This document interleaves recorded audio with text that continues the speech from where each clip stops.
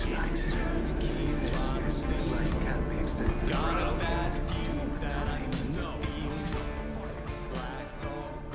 Ask anyone who is into big open world RPGs and they'll tell you just how disastrous and controversial the original launch of Cyberpunk 2077 was. Multiple delayed release dates, journalists and content creators told they could only use specific, heavily edited footage authorised by the developers, with threats of repercussions for anyone who disobeyed, and all for what? A product that was so broken and unplayable on release that it was removed from online stores and the developers were forced into offering refunds. Personally, I traded my original Xbox One copy in for the mostly excellent Assassin's Creed Valhalla, and many months of raiding and pillaging compensated nicely for my immense disappointment over a game I had anticipated for so long. But once the unprecedented levels of drama had subsided, something continued to bubble away whilst I was rampaging the shores of historical England in my Viking boat. Something that would later rise from the ashes. If there was ever a case of a game developer getting its shit together and fixing a situation that seemed unfixable, this has to be it.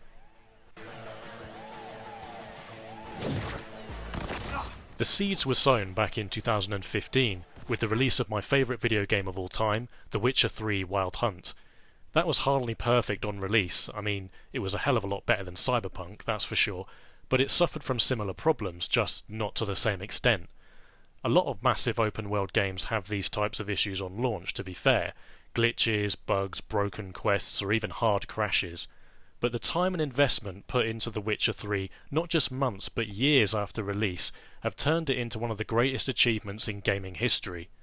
This is because the developer clearly loves their product, and I'm not defending them, but the initial backlash to Cyberpunk, while thoroughly deserved, must have been painful.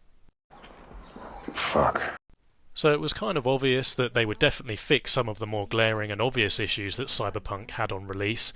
I mean, they kind of had no choice. It was so plagued with glitches and bugs that it was just unplayable. But fundamental parts of the game were also poor. These couldn't be fixed, surely. Whole mechanics of the game? Unlikely, I thought. Well, fire up the servers and blast me into cyberspace, because I was proved wrong. I'm playing Cyberpunk again on Xbox Series X this time, and it's absolutely awesome. Now I know that playing on next-gen consoles fixes some of the issues right off the bat. I don't know how Cyberpunk would perform on my Xbox One today, but I do know that part of the problem with the original launch was that this was not a game that was designed for the older consoles. It should never have been released on them.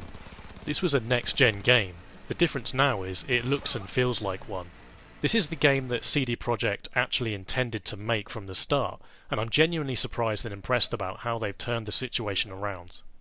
I don't just mean superficially. Sure, there's improved graphics, less texture pop-in, etc., but those key aspects of the game I mentioned have been reworked and improved.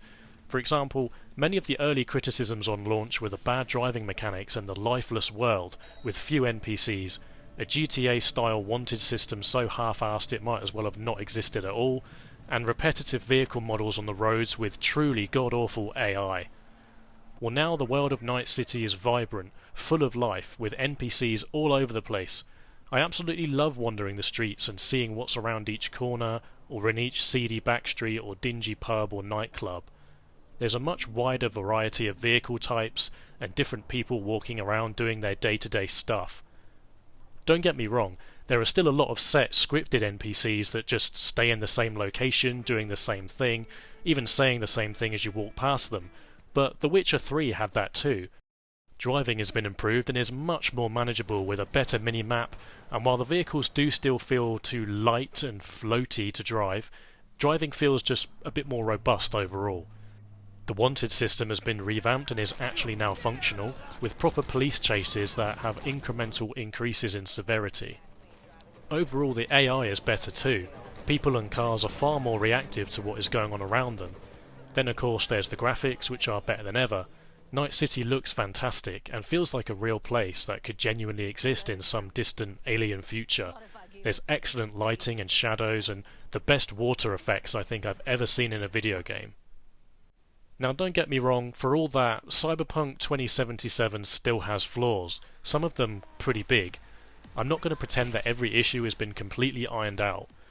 Why can I interact in cool ways with the world during quest lines, for example sitting down for a drink or some food in a bar while discussing the mission, but I can't do the same thing when V is just wandering around the world exploring?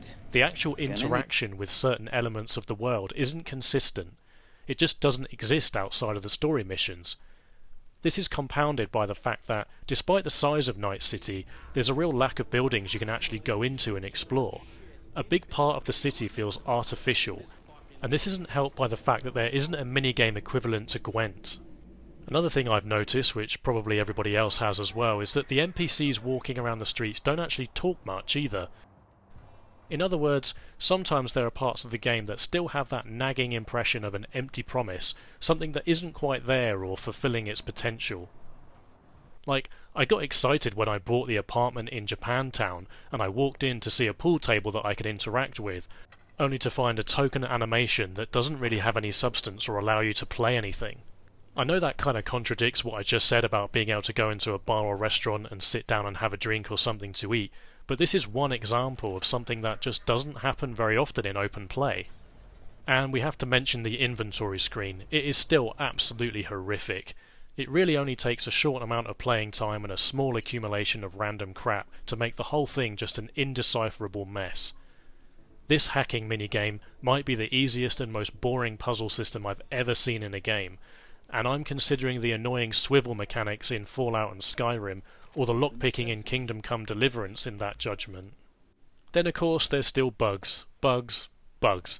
Most of the goofy, minor things you expect to see in a game of this size and scale, but I still do come across really glitchy quests that totally break and can't be completed unless I load an earlier save.